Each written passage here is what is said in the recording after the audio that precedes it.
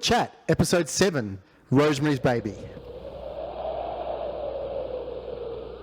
Paramount Pictures presents. Hey, let's make love.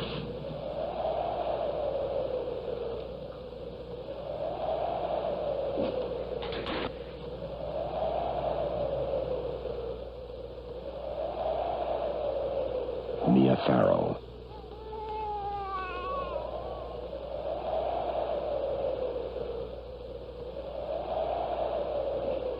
Co-starring John Cassavetes. Let's have a baby. Oh, Ro, honey, for God's sakes, don't cry, all right? I won't. Wonderful, were you? Young and healthy. I have lots of children. Madame and Monsieur shall have the dessert after all. Mousse au chocolat, or as many calls it, chocolate mouse. It's delicious. Has an undertaste. A chalky undertaste.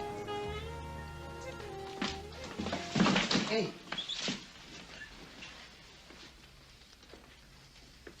Nice. Sleep is what you need. Good night's sleep. You better go down below, miss.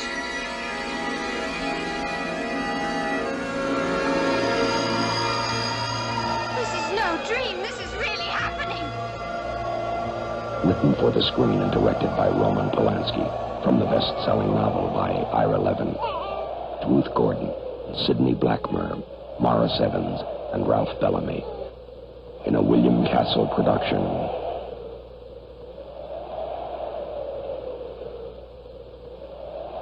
Rosemary's Baby. It's not what you're expecting. Pray for Rosemary's Baby.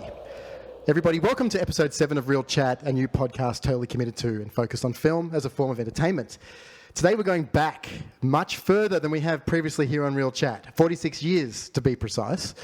But this was necessary to rediscover and re-experience one of the great drama horror mysteries of the 20th century, 1968's Rosemary's Baby. I need to stop you there because you watched the new transfer on Blu-ray of this film, I believe. I so did. You're essentially going back to the future, is what you're saying. Nice. Nicely worked in there. This is a hard film to get a Back to the Future reference in for. And I think there's one coming up. And there's a couple coming up, actually, but, that was out there.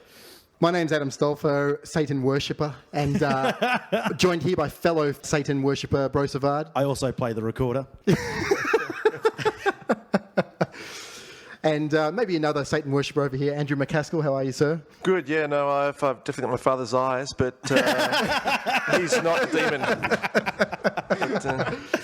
And joining us for the first time, making his long-awaited and highly anticipated debut, Mr. Michael Hadjion. The Effervescent, I believe. Yes, that's correct. Oh, that's yet to be seen yet. He's spoken 4 words on the podcast so far, and he's already talking himself up. So how about you do one before you start telling us how good you are? Hello, everybody.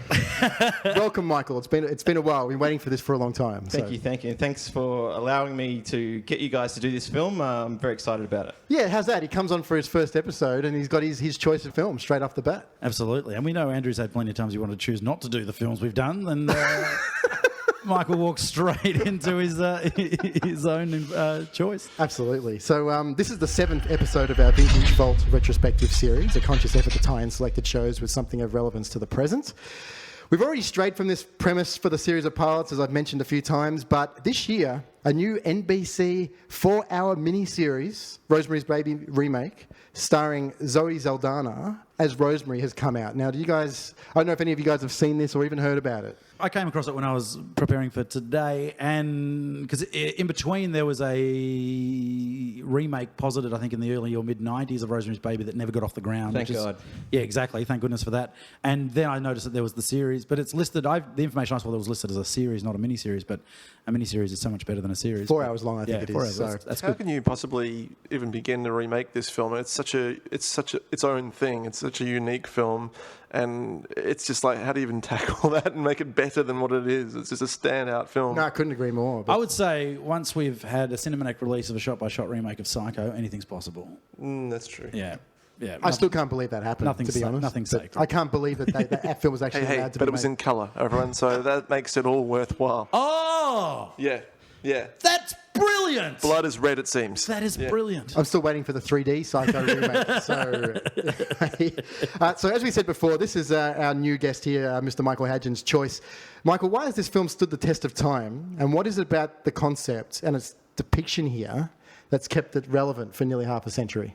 Well, taking you back probably, I saw this movie about 12, 13 years ago when my dad was incessantly hassling me to watch this film, and of course it was the VHS video taped off very late night TV that I first saw this film. Oh, this would have been rated AO. Oh, could have been. I'm not too well versed in sort of the early 2000s rating system, but I've probably still got the video back at my dad's, back at my folks' place to check that out. But anyway, so I watched this film for the first time back then and immediately fell in love with it and seen it countless times since. And it was great watching it again for the purpose of doing this podcast. Exactly was your dad so keen on getting you to watch it? Is there something he didn't want to tell you to your face? Are you the son of... Other than the fact that I'm the Antichrist, no, I'm not sure. It's not Michael Adrian Hadjion, is it? And the viewers can't actually see my eyes, but...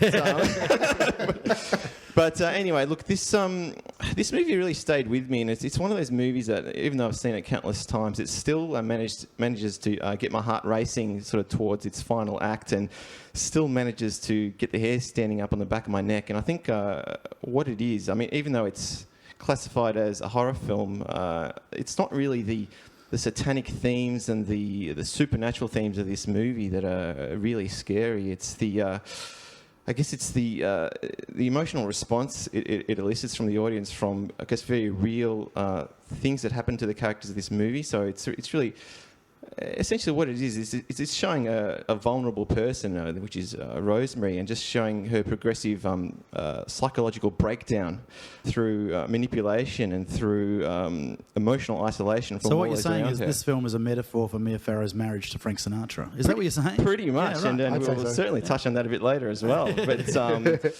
But it's very real, situations. If you, I guess, take out the whole satanic witch cult out of it, I think there's very real situations that get drawn from this movie, and that's, I guess, what touches deep to the core, at least to me and anyone else who enjoys this film. Absolutely. Initial thoughts, Andrew?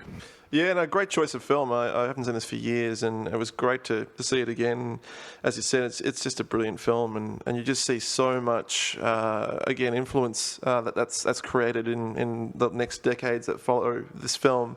From filmmakers we've talked about, like David Fincher and Coppola, and I mean, this is a film that was made in 1968, and it breaks so much new ground, and it's so edgy for its time, in terms of sexuality and violence. And the theme of rape, it's just an incredible piece of work. And Brose, you're the one of us who saw the film for the first time. Yeah, I'd never seen it. And it's always been on my list of films to see. I mean, when you read about film history, and especially, obviously, this period from 68, 69 through to 1977, 1978, just before Jaws, I guess, is the timeline we're talking about.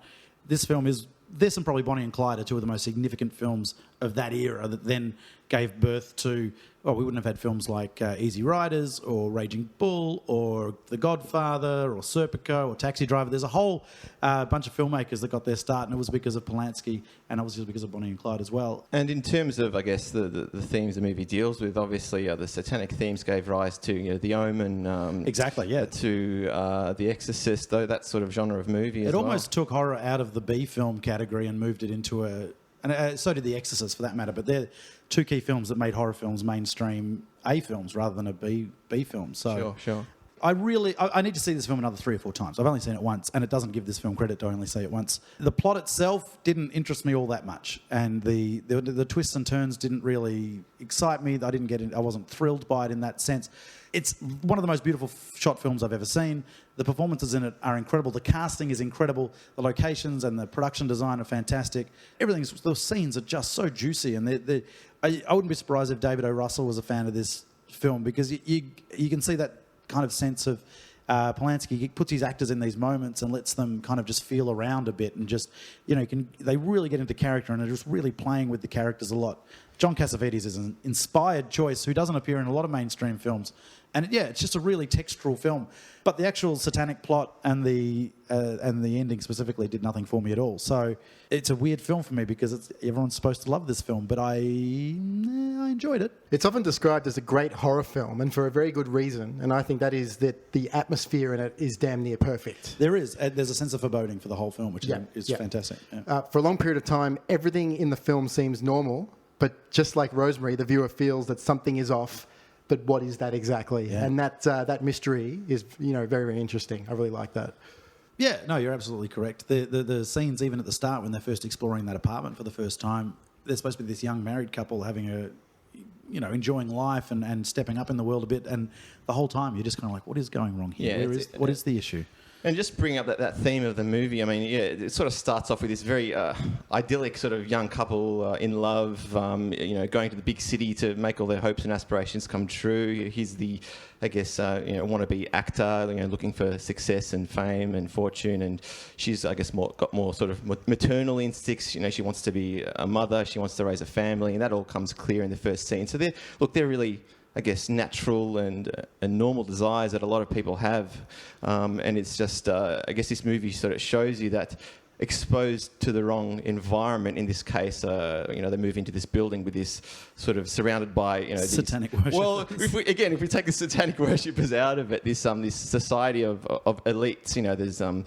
The ex owner of that particular apartment was a lawyer. There's doctors. There's all sorts of sort of upper class people living in this building that they're exposed to, and this high society and this exposure to this society eventually corrupts them. Guy Woodhouse, which is Cassavetes' character, ends up being sort of corrupted by that desire to be famous and to have fortune, and sacrificing everything at all costs. Essentially sacrificing his wife and the Antichrist and the apocalypse.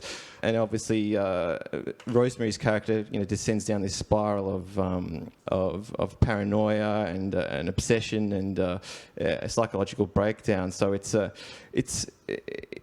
theme sort of explored in several movies where you start off at this sort of hopeful, idyllic state, and then you sort of descend and get corrupted by the big city. So some movies I can think of, and I can't profess all these movies are good, but some movies that have sort of played with that theme are things like The Devil Wears Prada, Mulholland Drive, Midnight Cowboy, Boogie Nights, 54, terrible movie, but nonetheless playing with that theme. Eyes Wide Shut, The Devil's Advocate, the list goes on that have that central theme. Did you just say The Devil Wears Prada? Yes, I did. It had the devil in the title, but yes, a very different genre. Yeah, there are clues all throughout this film, but most of them are really so bizarre that they actually can't be taken that seriously, at least until you think about it later. Polanski actually knows that as well, you get the sense, and he actually plays with the viewer's expectations.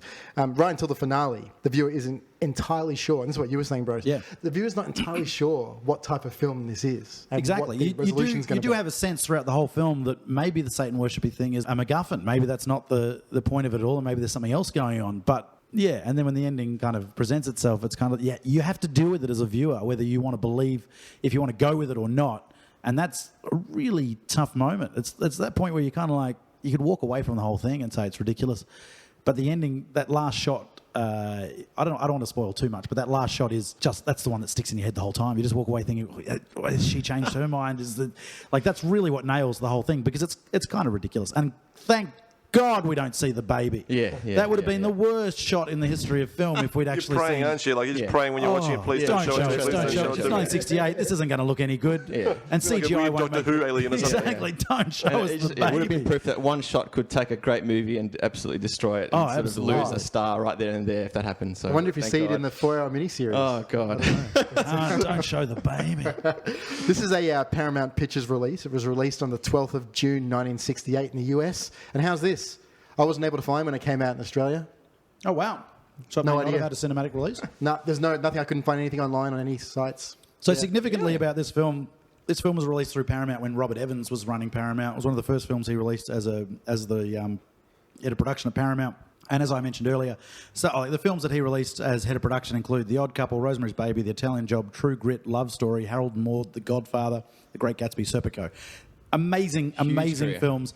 And he went from the old school, almost classic Hollywood model of making films, went with a lot of young, or international filmmakers, Polanski being international in this instance, and just made these incredibly raw, youthful films that revolutionised cinema in the United States. He then went on to produce. He produced Chinatown, Marathon Man, Urban Cowboy. There's a couple other films on that list that aren't worth mentioning after 1980, including Popeye. But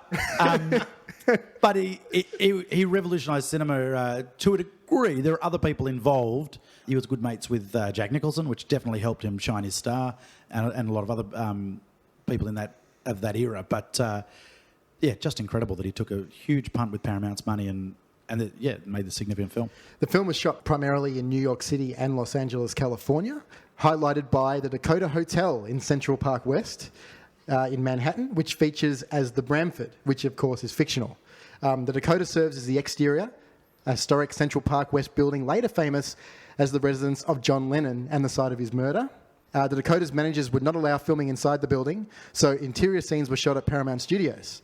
Its hallways were not as worn and dark as Polanski wanted, so it was only used for the exterior shots only. So that was a creative decision there. Yeah, and I was lucky enough when I was in New York a few years ago to go and find the Dakota building, and it looks exactly like it does in Rosemary's Baby. Beautiful building, and if you wander into Central Park, just near the Dakota building, you do find the Strawberry Fields Memorial, which is the John Lennon Memorial in the park there. The budget of this film was an estimated $2.3 million, but how's this? It grossed $33 million in the US alone. Thank God for that, because, as you said, that led the way for so many great films after that result. And this is 1968 as well. That's a massive success, surely. Success. Yeah. Well, it's more than 10 times the budget. That is extraordinary. Yeah, amazing. I wasn't able to locate any info on its worldwide gross, though. But huge financial success for 1968. Let's talk a little bit about the director, Roman Polanski. He's a Polish film director, producer, writer and actor. Having made films in Poland, Britain, France and the US, he is considered one of the few truly international filmmakers. After making a name for himself as a major Polish filmmaker, Polanski chose to leave the country and headed to France before moving to Hollywood in 1968, where he made Rosemary's Baby. However, after the brutal murder of his wife, Sharon Tate, by the infamous Manson gang in 1969, the director decided to return to Europe. In 1974, he again made a US release, Chinatown. It seemed the beginning of a promising Hollywood career, but after his conviction for the statutory rape of a 13-year-old girl, Polanski fled from the US to avoid prison. After Tess in 1979, which was awarded several Oscars and Caesars, his work in the 1980s and 1990s became intermittent and rarely approached the caliber of his earlier films. It wasn't until The Pianist that Polanski came back to full form. For that movie, he won nearly all the most important film awards, including the Oscar for Best Directing.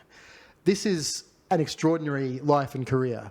It is. It's really a roller coaster career and life, as you said, from the murder of his wife to the rape charges to everything, and escaping Poland. It's just an incredible life that he's had, and look, there's a few bad movies in there, but a few fantastic ones. Obviously, this being one of them. Andrew, thoughts on Polanski? I know you're a bit of a fan. Yeah, look, it's just you could have a whole podcast devoted to him and his career because it's just fascinating. I mean, he's just one of the all-time greats, and this film is a perfect example of the pinnacle of his talents. And this is the film that really made things happen for him from then on. He had like carte blanche to do whatever he wanted after that, and the next including statutory rape, apparently. Which those charges were cleared by the US government not long ago. So. Yeah, and then he followed with Chinatown, which again is another masterpiece, and you could pretty much just retire on those two films alone, but fortunately he kept going.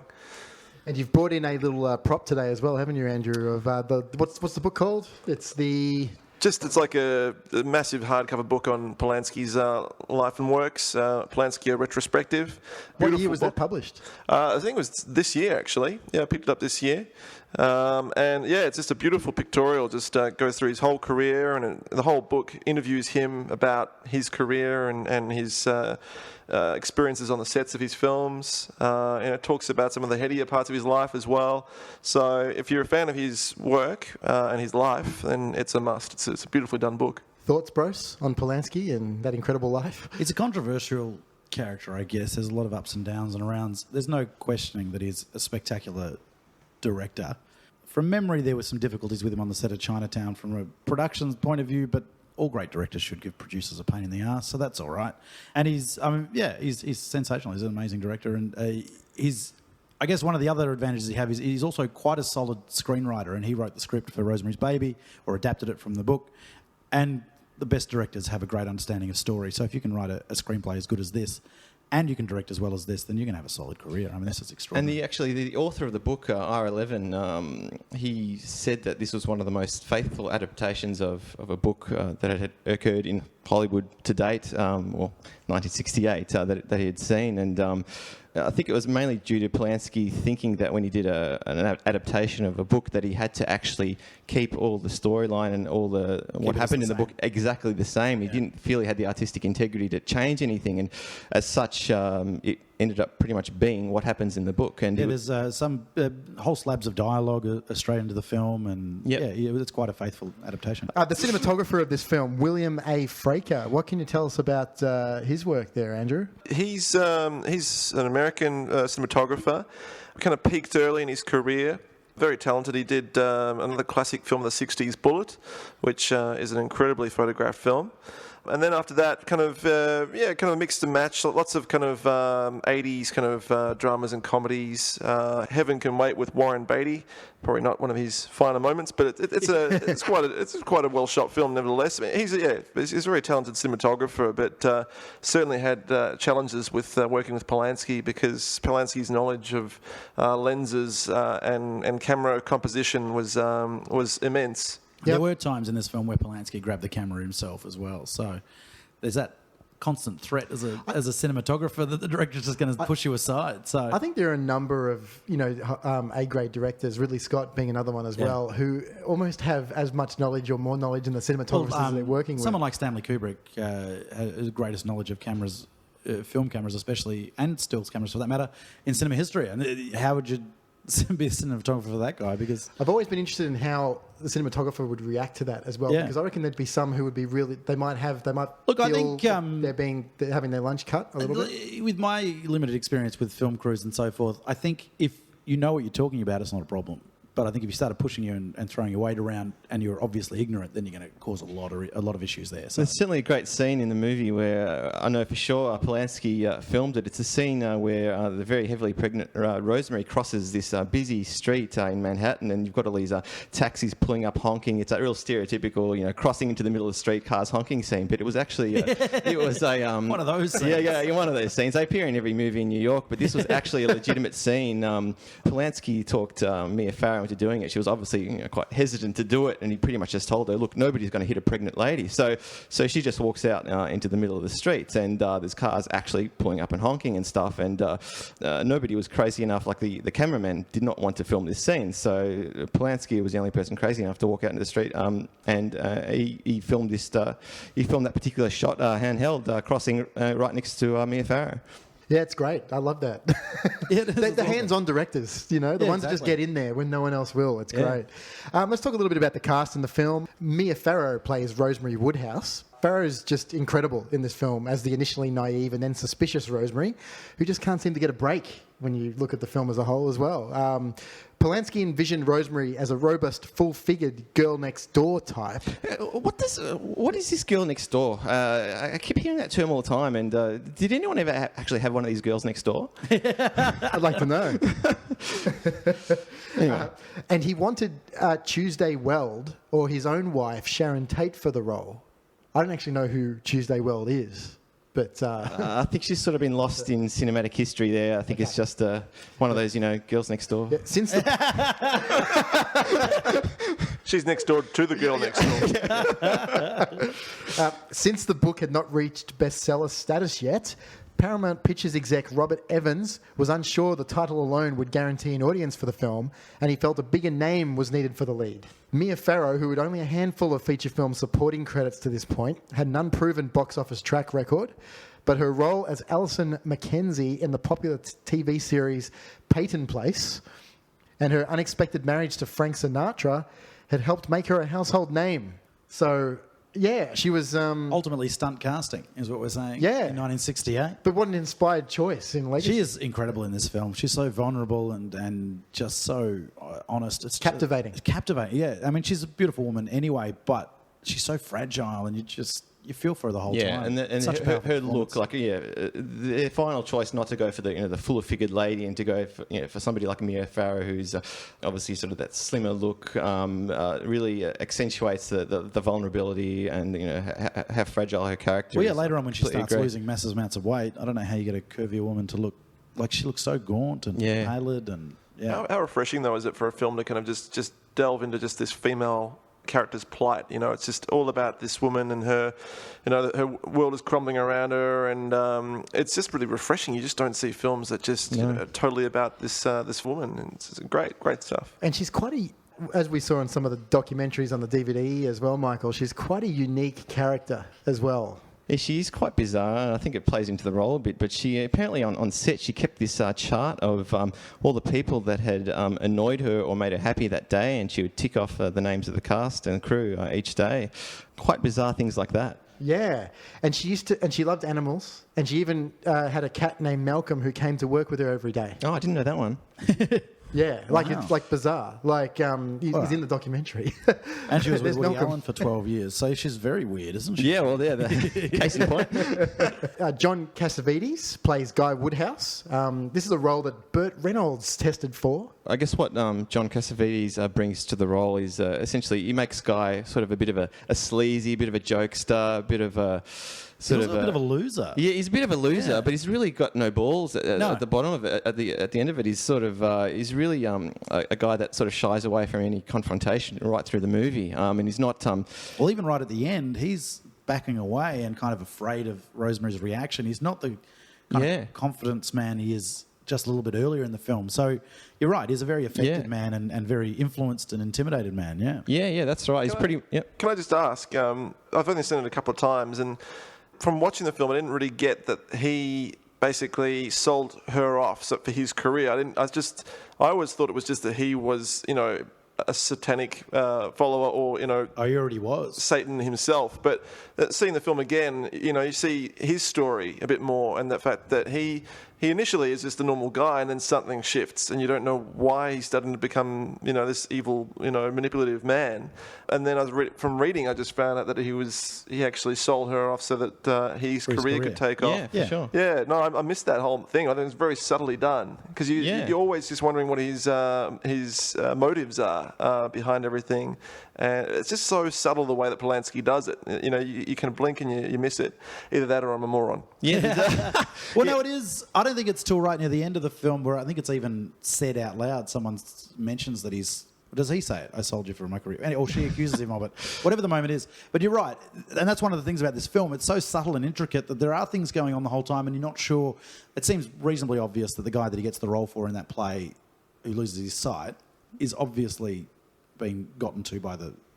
Obviously? I think so. Yeah, it carries out when Rosemary sort of reads that book that says the witches steal an article of clothing and then use that to curse people, and then she calls that Donald Baumgard was the name of that actor that goes blind, and she finds out from him that Donald Baumgard had lunch with Guy Woodhouse, and that from that day they had exchanged their ties, and then that's when the penny drops to Rosemary that in fact the witches had cursed him to go blind.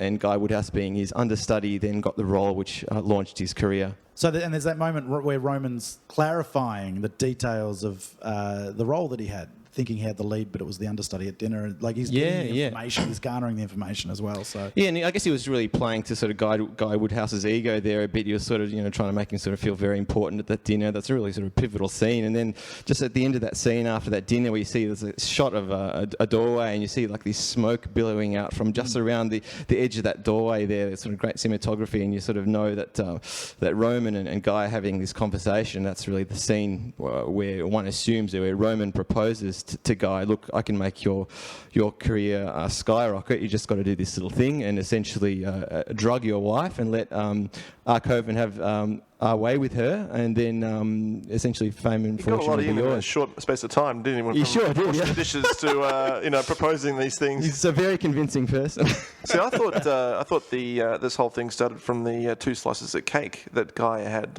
Satanic cake, it seems. Maybe that's where Maybe it's started. about the cake. Well, as in the chocolate mousse or the chocolate mouse, as Minnie Castevet calls it. Well, essentially, yeah. What happens is in that scene, that's after that dinner scene. I guess Guy proposes to Rosemary. Let's have a baby, and he's marked out these dates: the 4th and 5th of October. 1965, and they were I guess one would read into it, as I do, that was the choice of the witch coven, because if they conceived then, they would have a birth in June 1966, the 6th, 66, the number of the devil. So it was a numerologically driven birth, and so they have this special night in to conceive that night, and it's no coincidence that Minnie Castevet brings over these sweets that are laced with something to drug Rosemary and to allow them to have her way with her. And on that, Minnie Castevet, played by Ruth Gordon, in her Academy Award-winning role as well. What are your thoughts on her in this part, Michael? She's absolutely fantastic. Look, I haven't seen many of her other films, but she is amazing in this film. Like, she's, in one part, this real sort of ditzy, overbearing, sort of elderly neighbour, sort of really just smothering Rosemary with sort of love and attention. But on the other side, she is quite a conniving, evil woman. She's a real ball breaker. I think she really wears the pants in the Minnie Roman partnership as well. So very multifaceted character. Thoughts on Ruth Gordon? Bruce? She's spectacular. She's so good. She's endearing for someone who's so evil. I was impersonating the voice after the first scene she was in. I mean, it did at moments feel like I was watching The Nanny, but but she is extraordinary. And then she obviously later went on to star in Harold and Maude, and she is extraordinary in that as well. Yeah. Like, she's just an incredible actor, and looks and performs a completely different character in that film. Like, she is so good. Yeah, like she's just so menacing with that, with like killing her with kindness. Like, that's just such a brilliant concept, and nothing's too much trouble. Yeah, for like her. you can't argue with her because everything she's doing is with the best intentions. But there's such menace behind everything. Or are they the best intentions? Yeah. Exactly. Well, that's right, yeah. and it's such a great performance because of that. Just the duality of that. Sidney Blackmer plays Roman Castevet. I love this performance. I think he's fantastic in this role. Again, your first impression of him is this sort of doddery old man. You sort of see him walking across when they invited over for dinner, and he says, I've poured you some vodka blushes. These are popular in Australia. That's what I thought. Vodka blush, is that the old, what do we call it these days? It's the raspberry and vodka and raspberry, I guess. It's a historical reference. I love that. Yeah, apparently very popular in Australia in 1968. But anyway, you see him doddering over. He's overfilled the glasses. He's spilling stuff everywhere. Sort of, at that point, least expecting this guy to sort of be the leader of a witch cult. When he talks about the overfilled glasses, though, the line that popped back into my head was when, what's the young lady that was living with them? Jumps out. She's Terry. called Terry Ginofrio. So when he's walking across with the overfilled glasses and makes the comments, it reminds me of Terry's comment about thinking it was some kind of sex thing. Remember? It's like the old couple wanted to move in. I thought it was some kind of sex thing. And it's like, they are kind of trying to get the young couple drunk, aren't they? That's it. And Maurice Evans plays Hutch as well. Thoughts on Maurice Evans in this role, Michael? Again, look, he's a real sort of pivotal character in the film in terms of you sort of quickly find out that this is really the only person that Rosemary can trust in the whole film. He's got them figured out right from the start. The residents of this Bramford building and the unfortunate events that had happened in there. Probably not many comments on sort of how well he acted that role, really, but it certainly works well in the film. Sorry, there's that great scene where he goes to visit Rosemary and he's, listening to her and he's kind of questioning everything that she's being told, and then Roman comes in and visits, of course, because they visit every 15 minutes it seems, and checks in, and just there's this look that they have between each other, and you just know that there's troubles ahead for our friend Hutch. And I just love it's like there's sort of these two old men. It's sort of that Gandalf Saruman, like these two. They're sort of the good and the bad sort of old wise dudes, sort of having their sort of show off there. snowy white beards. Yeah. Can I just make mention as well as one of the really little humorous moments in the film, which I actually literally laughed out loud for quite a while about when we watched it recently, Michael, as well. That moment where... Is this the police officer? Yes. You have a young woman named Teresa Gianafrio living with you? We do. What's wrong? Has there been an accident? You'd better brace yourself for some bad news. She's dead. Love it. I made love that moment. I made comment of that as well. It's just one of the most... It's the best bad news delivery in the film ever. Is that intentional? And he just runs it, I think... Is it maybe a commentary on the brusqueness of New Yorkers at that time and the police in general? Because it's just all one breath. Brace yourself on bad news. She's dead. Yeah, I just wonder if you watched this in 1968, whether that would have sounded as brash as it does now. I don't know, but it is incredibly hilarious. Open to... Do you want to have a look at the body? It's all over the pavement. But Sitting on the sidewalk. Here's some detail for you. It's like everybody stand back, nothing to see, nothing to see. We knew it. Oh, have a good look. Have a good look. You knew it. The little old lady wants to have a look. Do you mind if you just know put the covers magic back? word. You can come straight up to the front. Now, did Terry commit suicide or was she murdered by the coven? Okay, look, my theory is this. So Rosemary meets Terry only that one day, pretty much the day before she dies, down in the basement of the building. And she says to her, "Oh, look, I mistook you for Victoria Vetri." Now, in fact, Victoria Vetri was the actress that played Terry. She was a model. She was Playmate of the Year in 1968. Not that I've done my research. Wow. Yeah, wow, yeah. So what my belief is, we know certainly that Terry was wearing the tannis root charm around her neck that day that Rosemary meets her in the basement, and we know that charm sort of plays sort of through the film as some sort of significance of the person that's being groomed to carry the satanic baby. So what I believe has happened after Rosemary meets Terry is that Terry has in fact been involved in a demonic rape.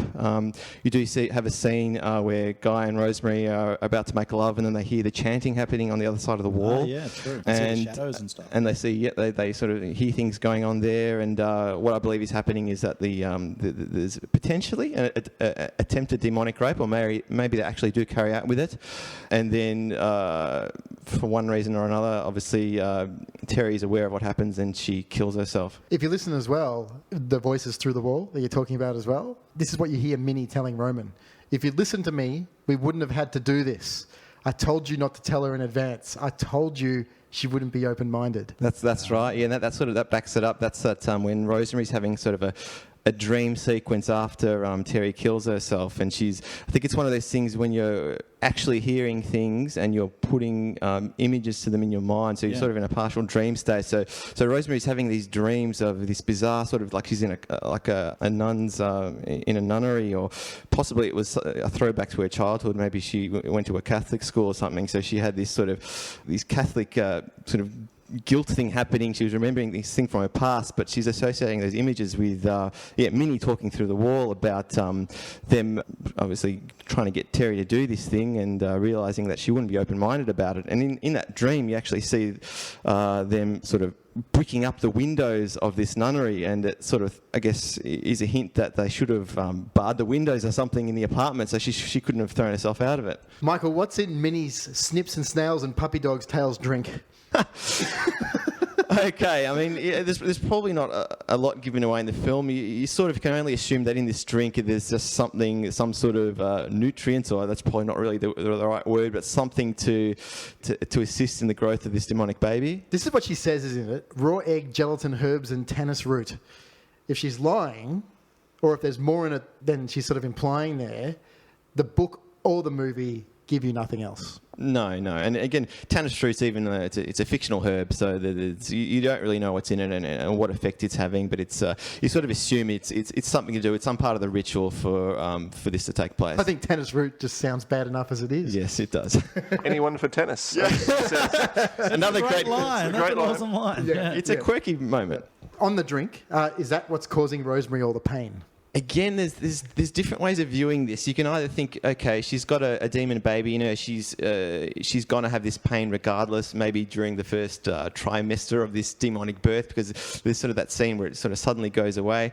After she stops drinking it. After she stops drinking it, but also when she stops drinking it, she makes her own drink, and it's this scene after they've held a party where Rosemary wants to invite all her friends that are under 60, as she calls it, to have some of her old friends back, and it's that night where she stops having the pain and she says, oh look, I've started making my own drink. And going back to the start of the film, when she finds out she is pregnant, there's this funny line from her obstetrician at the time, Dr. Hill, that says, oh look, we just need to take some more blood. And she's like, oh for what reason? And he says, blood sugar. So there's something funny going on there, but because the cast of vets and the old people, they're convinced her to change her obstetrician to this other person, Dr. Saperstein, this who you find out later is involved in the cult.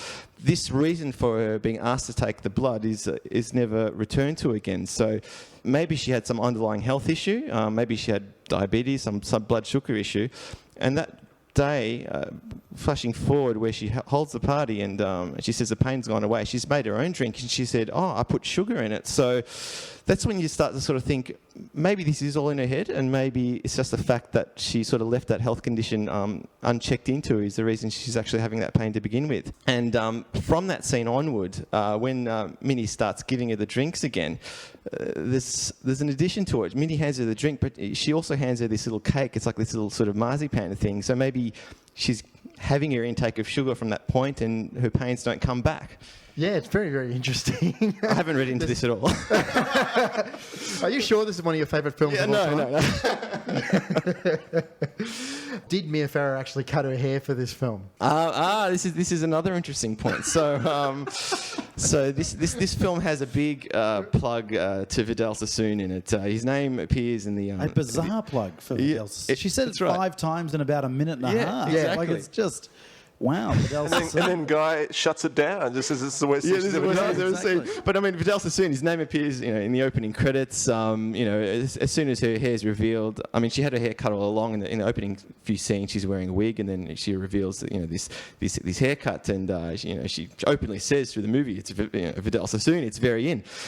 Look, there was a big thing at the time when she had this haircut. They flew Vidal Sassoon out, and there's this. And he gets a credit. There's a credit at the end. Yeah, that's Mia right. Farrow's hair by Vidal Sassoon. He has a credit, and there's this big sort of in front of the media. They had this famous shot of him cutting her hair to this thing that became known as the pixie cut. This sort of androgynous sort of haircut for women, and it's still.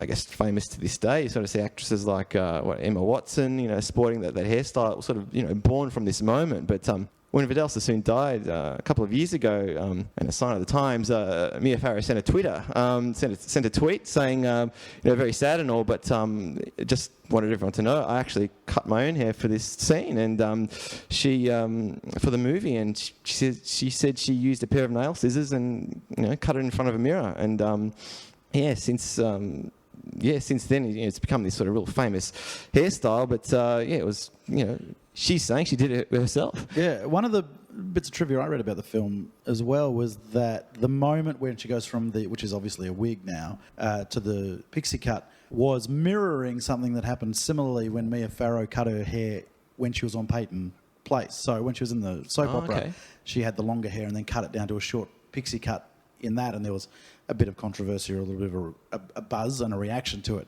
And so Polanski was kind of trading off that same real-life drama to make that little moment as well. That. So it's whether it's true or not, but that's what I read in the lead up to today, yeah. Brose, let me ask you, in your opinion, do you feel that supernatural events are taking place in this movie? Up until the final kind of 10 minutes, I don't know. Is that what you mean? Yeah. Yeah, like just up until the last feeling. Well, just because the thing is for me is that this is going to sound harsher than I mean it to in relation to this film. I always find a supernatural ending to any film a cop-out. Now, this film is good because it's so textured and layered that there are enough clues for it to be supernatural or not supernatural. But, I mean, the worst and greatest example is Indiana Jones and the Crystal Skull. where that whole ending seems to come out of nowhere, even though they're kind of hinting at it. It's like, it's just so ridiculous and overblown and pathetic and awful. I haven't seen it. Don't ruin it for me. Yeah, no, they've already ruined it for you. Don't worry about that. Even in a film like this, which is obviously hinting that it could go either way, and there is enough evidence for it to be a strong resolution either way, I still never want it to be the supernatural resolution. It just always, I still feel like it's a bit of a cop-out. But as I said earlier, that closing shot of Mia Farrow over the baby's basket, the bassinet, is so powerful that you kind of just want to know what's happening after that moment. You're kind of drawn in, so it saves it in a way. I mean, I was watching it just with that belief that, yeah, she's definitely she's been chosen by the coven, and, you know, you're going with that whole horror element. But then there's that scene when she finally meets up again with Dr. Hill, and then she just was ranting and raving about the whole storyline we've just been watching, and you kind of go, maybe she does have some issues, you know? Maybe it is all in her head. But we were talking about this a couple of weeks ago as well, Michael. The movie there's nothing in it to suggest that it definitely is either, when you actually look at the big picture. No, I mean, look, when I watch it, I guess I want it to be the supernatural ending. That's the way the movie plays out in my mind, and the way that sort of makes the most sense to me. It's sort of, I guess, Rosemary goes through the whole film with all this paranoia and all these sort of obsessions about all these supernatural things potentially occurring, and that ending sort of shows all her worst nightmares have come true, and that to me sort of is the most powerful ending to the film. But I guess potentially you could say the final scene is potentially a dream, like she's had several dream sequences through the film, or whether the witch coven actually does exist, but there's nothing supernatural about it. So maybe they've done something to the baby's eyes. Maybe they've sort of hacked the baby's eyes and done something weird just to foster their own crazy ideas, but it's not actually the son of the devil. Yeah. And some of Rosemary's weird behaviour as well, such as eating the raw liver as well. Like, there are all these little things where you're like, well, maybe she is going off the rails a little bit. Yeah, again, that's right. And whether that's, again, her sort of crazy cravings that she's having because of this devil baby. Or whether it's just a crazy craving. Or it's a craving because of, again, it plays into that sort of, that blood sugar test. Maybe there was some sort of other condition that was going sort of unchecked into. She was lacking in iron. She was like, exactly. Well, there you go. An iron deficiency. I'm going to suck on some liver. I'm just going to eat a chicken liver. Self-diagnosis. All right. So, Michael, just because you haven't spoken enough so far, let's give us some of your best. This is Michael's first appearance on the podcast. Is Andrew here today? He's absolutely enthralled with the Roman Polanski book. He's absolutely. Andrew, get me a beer. Give us your best little bits of trivia that you've been able to come up with for Rosemary's Baby, Michael. Now, this is leading into my very tenuous link to Back to the Future here. William Castle, one of his biggest fans was Robert Zemeckis, director of Back to the Future. He loved all these B movies, and in fact, a few years back started a production studio called Dark Castle Entertainment, named after William Castle.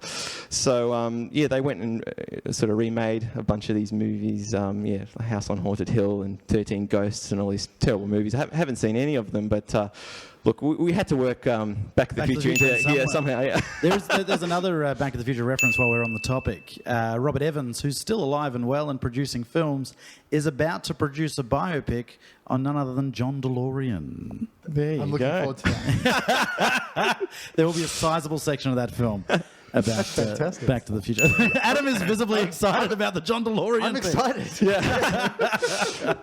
So back to Rosemary's Baby. So just another couple of things. So as we said, the building which was used for all the external shots, which was in real life the Dakota building, was called the Bramford in the movie. That name actually came from Bram Stoker, the author of Dracula. So that was that sort of sinister reference in there. Now, there's also a bit of a legacy that went around this film, which was known as the curse of Rosemary's Baby. It was a bit of a myth that there was a chain of unfortunate incidents that happened that sort of stemmed from this movie, and we've sort of touched on a couple of them, but I'll sort of run through them. It is quite bizarre, really, what sort of happened during and shortly after, and in some cases years after this movie was made.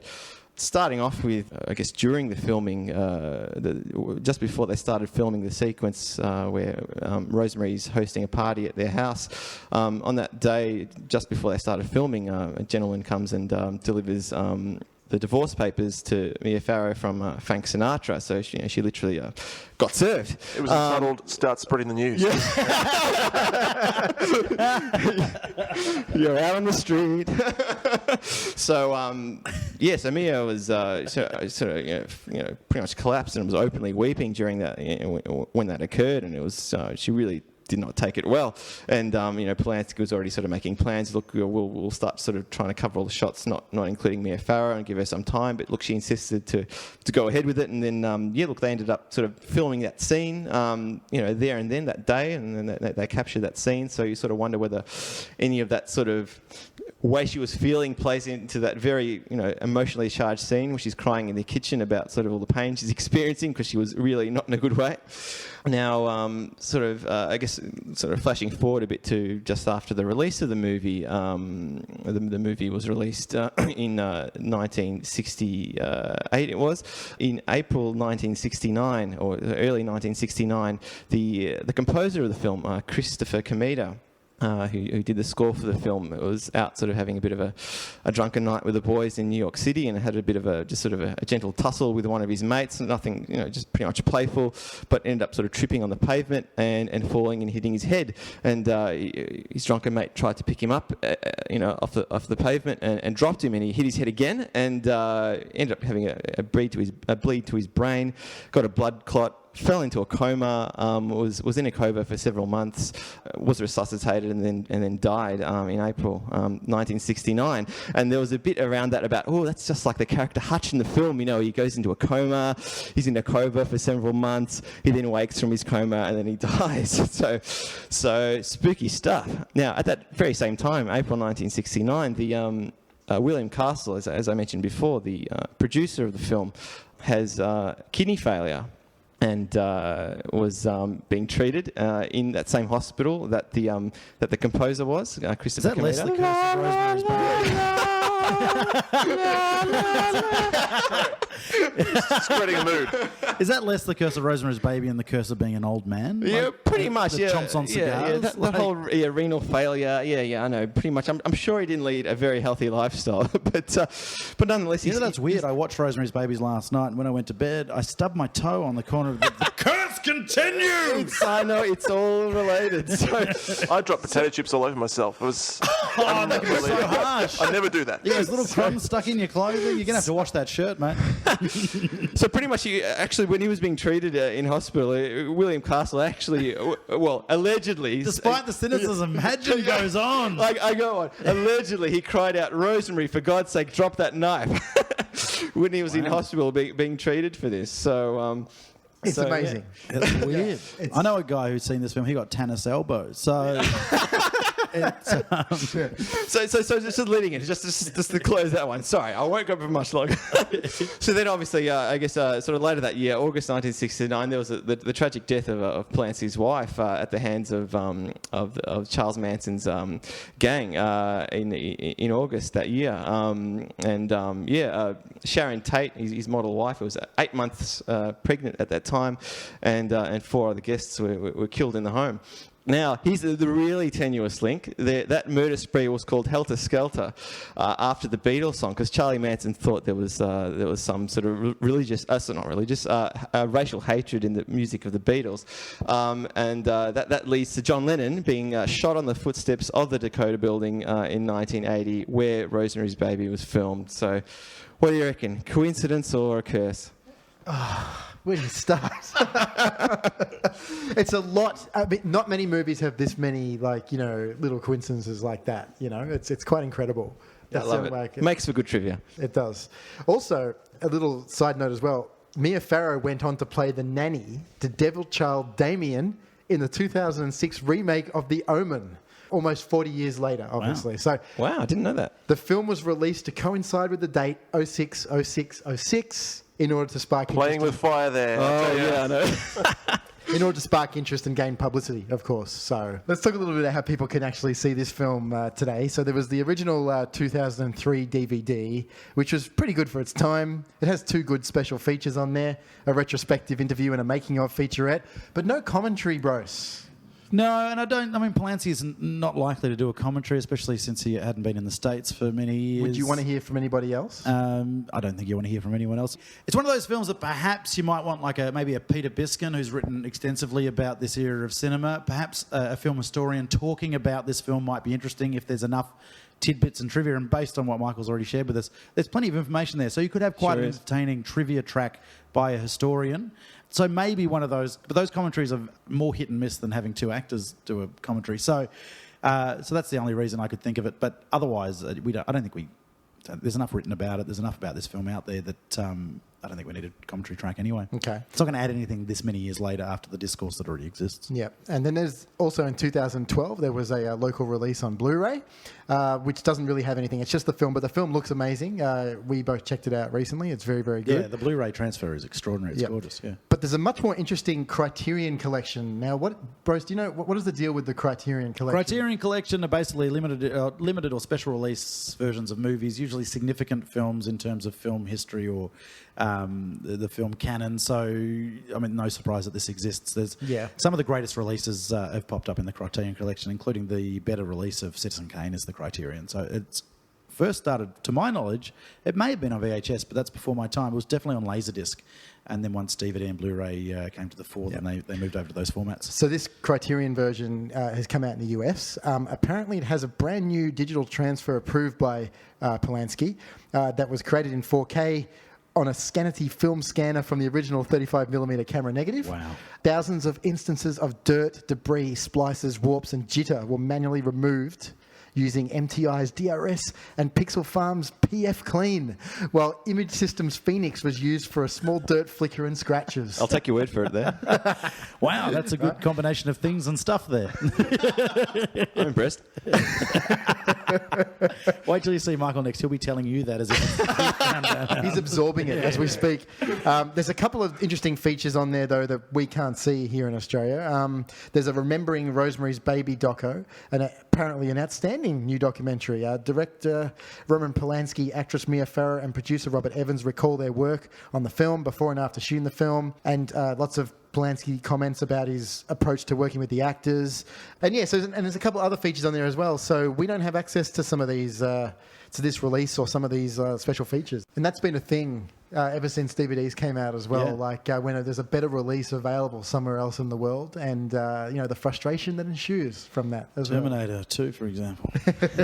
One of its 17 releases. That's right. Andrew, let's talk a little bit about the soundtrack and the score to Rosemary's Baby. Christopher Comeda. Yes, I believe. Yep. Good old Chrissy. Yeah, look, it's such an effective score, isn't it? It's so unusual. Like it's not the traditional kind of orchestra. It's quite a small ensemble of kind of more jazz musicians, I'd say, and choral, a small choir perhaps. It's got that very 60s sound to it, but it's very menacing and very effective. Christoph has worked with Polanski right from the beginning, pretty much. He started off on A Knife and Water, scored that for him, and then followed through with Cul-de-sac and Fearless Vampire Killers. And then, as we mentioned, tragically died a year after Rosemary's Baby. But his music just blended beautifully with Polanski's images, and just together they created such a creepy atmosphere, manipulative atmosphere, without banging over their head as well. So, yeah, a big loss, Christoph. And led by the lullaby from Rosemary's Baby, performed by Mia Farrow, yeah. What a great opening to the film. It's chilling, isn't it? It's just this kind of double meaning of this baby's lullaby with so much evil in there. Yeah, very effective stuff. Very interesting listen as well. It's actually, you could put some of those tracks on at a cocktail party. and some others you can't. Yeah, you did edit it down a little bit. But at the end of the cocktail party, when you sit around the table to have a seance, then the rest of the comes into the fray. So it works out okay. And the couple of releases that have come out for this as well. One that originally came out in 1968 on vinyl. Yeah, I wouldn't mind getting that if I could ever find it. It'd be quite a catch. I'm sure a lot of these old school scores are being re-released now on vinyl, which is great. And so it's just a matter of time before we see that come out. It'd be a great thing to grab. So the original release is just 12 tracks of the score? I believe so. Knowing nothing about the release, Adam, I'll just concur with you. That's okay. I'll fill in the blanks here then. So there was the original 1968 release, and then in 2005, it was expanded by La La Land, which is this really good label that releases film scores, but limited to 3,000 copies, and was recently reissued for a further 3,000, which indicates demand. So clocking in at over 70 minutes, the special releases is the definitive presentation of Komitas' chilling score, featuring the remastered original soundtrack album, the original film score, source music, and also bonus tracks, so it's practically got everything. Outstanding, so yeah. Fans should definitely track that down, considering that they're reissuing in further 3,000 copies of it. Yeah. I'll be walking to the nearest record shop after this podcast, rest assured. What's a record shop? What's a shop? In the 1976 TV film, Look What's Happened to Rosemary's Baby, Patty Duke starred as Rosemary Woodhouse, and Ruth Gordon reprised her role of Minnie Castevet. Michael, have you seen this TV movie, Look What's Happened to Rosemary's Baby? I have not. And he wishes to discuss it no further. I've not just yet. It doesn't exist. Absolutely no desire to see it. I don't know what I'd gain from seeing it, other than just kind of a bit of interest, I guess. The film introduced an adult Andrew-Adrian attempting to earn his place as the Antichrist. It was disliked as a sequel by critics and viewers, and its reputation deteriorated over the years. Funny that. That implies that it had a reasonable reputation at some point, and then it's like, what were we thinking? The sound of the name, Look What's Happened to Rosemary Baby, sounds like it's, I don't know, a John Travolta film, and Bruce Willis is doing the voice of Adrian.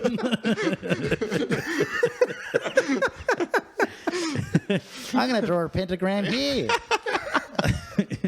That sounds awful. That title's awful. The rundown there is awful, and I cannot believe that Ruth Gordon is in it. Well, you got to make money, don't you? Yeah. Job's a job. Yeah, like the Oscar winner out of Rosemary's Baby is the only one to sort of go into the sequel. It's quite terrible, really. You know, you sort of got the Eugene Levy sort of going into the tragic remakes of American Pie. It sort of takes this to a whole new level, really. A remake of Rosemary's Baby was briefly considered in 2008. The intended producers were Michael Bay, Andrew Form, and Brad Fuller. La, la, la, la. The curse continues. Yeah, I heard Michael Bay dropped out of the remake of Rosemary's Baby because he couldn't work out how to get a helicopter shot chase sequence into it. So not even over the top of the hotel or anything. There wasn't enough for him. No, nothing. But then he had to explode that helicopter multiple times. I believe Martin Lawrence was going to be cast as Adrian. Actually, it was going to be one of those turns where Martin Lawrence played Rosemary, Adrian, and Minnie. And it was a laugh riot comedy. And I wish I could hear this sentence more often with anything related to Michael Bay. The remake fell through later that same year. I'd like to hear anything that Michael Bay... If only we heard that more often. Yes, exactly. So, okay, and we did touch upon this briefly at the start, but in January 2014, NBC announced an upcoming 4-hour Rosemary's Baby miniseries with Zoe Saldana to portray Rosemary, which was filmed in Paris. Michael, are you ever going to watch this miniseries? Look, I think I will. I'll just be intrigued to where they take it. I mean, obviously, the original film is very much, a sign of the time. It's a very 60s movie. I just wonder how they're going to, whether they're going to modernise this, have it set in present day, or whether it's going to be sort of set in its original era. Change of city to Paris is I guess, something good. You don't want this to be a complete remake of the same film. One of the interesting things about the original is that it was shot in New York, but it was also shot in New York at a time when New York was a dirty, very residential city, and it's since been cleaned up quite a lot. And Paris, because it's meandering roads and the tightness and the narrowness of the streets, is going to create a nice version of a city to place it in. It's a nice character to place it in. If you remade this in New York now, I just don't think you're going to get that same roughness. You're not going to get that same grubbiness that you get in the old New York. So Paris is kind of a bit exciting. If they'd said they're shooting in New York, I don't know if I'd be that excited about a New York version of this. You interested in this at all, Andrew? Yeah, I'm intrigued. Like I've read a little bit of the reviews, and it doesn't sound like it's wonderful, but you give it a shot and see what they're doing with it. Zoe Saldana's an interesting choice as well. Yeah, that's right. So apparently she's blue in this as well, which is a very unusual. Don't know where that fits into the storyline, but I was sitting here wondering who Zoe Saldana was, but now I do know now. She's also in the new Star Trek films as well. So I could definitely handle watching her for 4 hours, though. Collectibles. Bruce, what have you got for us? There are no collectibles whatsoever for this film. There's no action figures. There's probably some T-shirts that fans have made.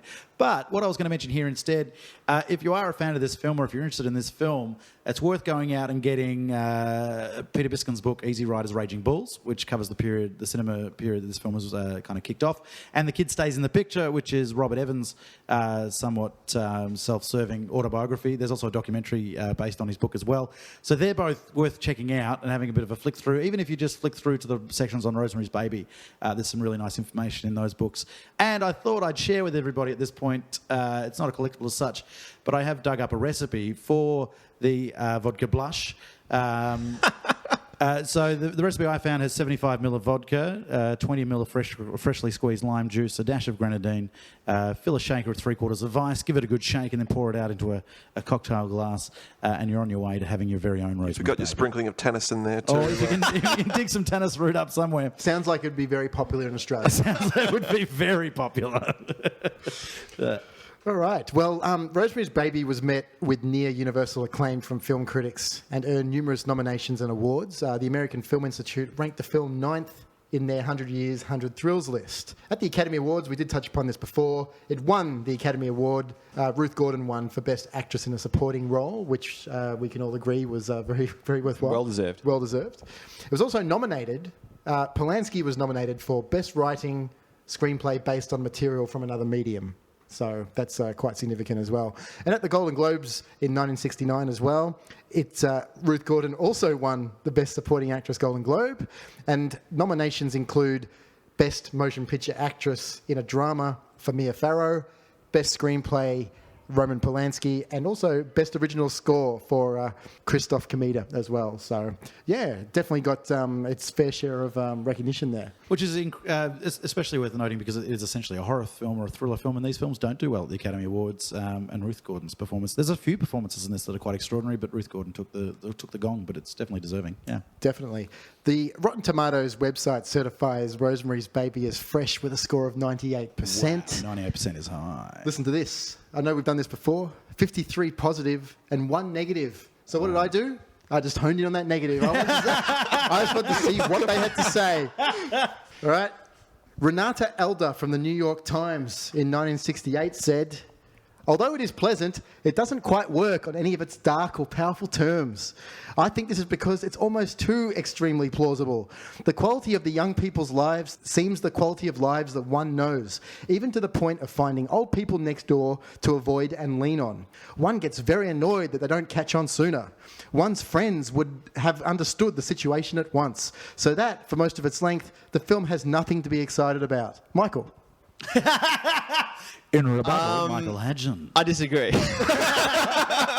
What a total shocker. I mean, look, she's pretty much, I don't know, she's sort of stating the obvious there. Look, it is about a couple that sort of start relying on their elderly neighbours next door. And, I mean, what she said in there, that you know, why wasn't it more obvious to them that they were witches in a cult, I guess? Or, yeah. I don't know. Like one's friends would have understood the situation at once. Yeah, but Hutch did understand. Yeah, he did. He was warning them all along. Exactly. That's in the film. Yeah. Yeah. Did she not see the film? Did she watch the trailer? I say that about a lot of critics' reviews. Had they actually seen the same movie that I've been watching? So. But look, people get talked into crazy things all the time. I think the movie plays out quite realistically given the circumstances. It has a fantastic score on IMDb of 8 out of 10, which is very high for IMDb. So that's the people speaking there. Variety stated, "Several exhilarating milestones are achieved in Rosemary's Baby. An excellent film version of R11's diabolical chiller novel. Writer-director Roman Polanski has triumphed in his first US-made pick. The film holds attention without explicit violence or gore. Farrow's performance is outstanding. And obviously, Ruth Gordon won the Academy Award for Best Supporting Actress, which made the film the only horror movie to receive an Oscar for a lead or supporting role until which film, Brose? Silence of the Lambs. Correct. Nicely done. So, following the film's premiere, a string of other films focusing on Satan worshippers and black magic appeared, including The Brotherhood of Satan, Mark of the Devil, Black Noon, and Blood on Satan's Claw. Have you seen any of these films, Michael? I have not seen any of them. Black Noon, is that the prequel to High Noon? What is it? What is this Black Noon? And the scene in which Rosemary is raped by Satan was ranked number 23 on Bravo's 100 Scariest Movie Moments. So, wow. There you go. We've come towards the end here, so we're just going to go through our traditional 5-star review system. Continuing with tradition, I'm going to start over here with Mr. Andrew McCaskill to my left over here. So, what are your final thoughts and review for Rosemary's Baby, Andrew?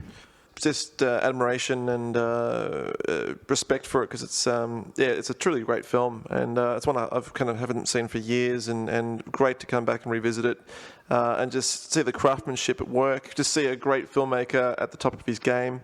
Just beautifully done, really subtle film, just implying and playing menace and darkness. So yeah, I think it's a very effective film, and the morals I've taken from it are be wary of elderly people and unemployed actors. Always be wary of unemployed actors. That hasn't changed over the last 46 years as well. No, it's definitely something we need to keep a look at. But yes. Would you like my score? Absolutely. Okay, glad you want to hear that. I would. I'd have to go. I'd have to go 5. I mean, it's a pretty flawless film, I reckon. There's not much I can really fault. It's a masterpiece. So there you go. So recommended. Highly. No, it's 5 out of 5, but I don't recommend it to anyone. I would watch it for myself. Brose. There's so much to love about this film. Performances are amazing. The direction is impeccable. The cinematography is great. The locations. For me, I don't know if it's... Like I said, I need to watch this film a couple more times. If you're into cinema history and you're into this particular period of cinema, then you need to see this film. It kicked off a whole era, and I'm embarrassed that I hadn't seen it until now. But for me, the ending doesn't work for me quite the way I wanted it to. The payoff isn't exactly what I wanted out of this film. So for that, I'm going to mark it down a star. So I'm going to give it 4 out of 5. But it's definitely a film worth watching for a good 100 reasons. Like, it is a spectacular film. I'd recommend people go out and check it out. But yeah, for me, it's 4 out of 5, which is still a great score. Michael, I'm just going to quickly jump in here because I'm going to give you the final word on this one, sure, being your film and all. But what I love about this film is it's the classic Boy Who Cried Wolf tale, yet as told by Roman Polanski in The Wonderful Face of Mia Farrow, it's just like we're hearing and seeing it and living it for the first time. It's the atmosphere of this film that really gets to me. I love the way it's open for interpretation. I love all this in the movie. So like every little bit of silence, every voice in the distance, every door opening, is... You say to yourself, am I supposed to be taking note of this? Is this an important bit of information I'm being given by Polanski?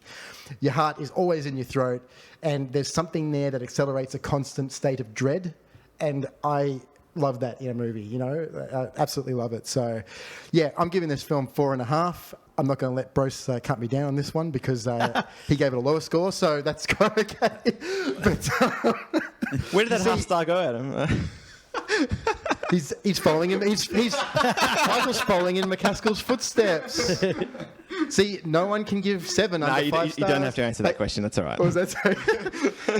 I can only give very, very few movies ever made 5 stars. So ultimately, a 4.5 is always my way of sort of saying, I can't fault it for what it's trying to do. You know what I mean? It's just, it's fantastic. So I would highly recommend Rosemary's Baby. So, Michael, final thoughts. All right, I guess leading into this, look, this is probably, if not my favourite movie, in my, let's say, top 3 movies of all time. I love every aspect of it. As you've all covered, look, the acting is amazing in this film. It's well directed. The cinematography is amazing. The music, this whole film just comes together so well, and it probably doesn't pay enough credit to just call this a horror movie as such. There's just so much more to it. The whole movie, right from its start to its finish, it's an invasion of privacy. It's an intrusion. It's a look behind closed doors. Look, we right from the start, we were wafting over these rooftops of New York. We decided to descend upon, one of these apartment buildings to see what happens in there.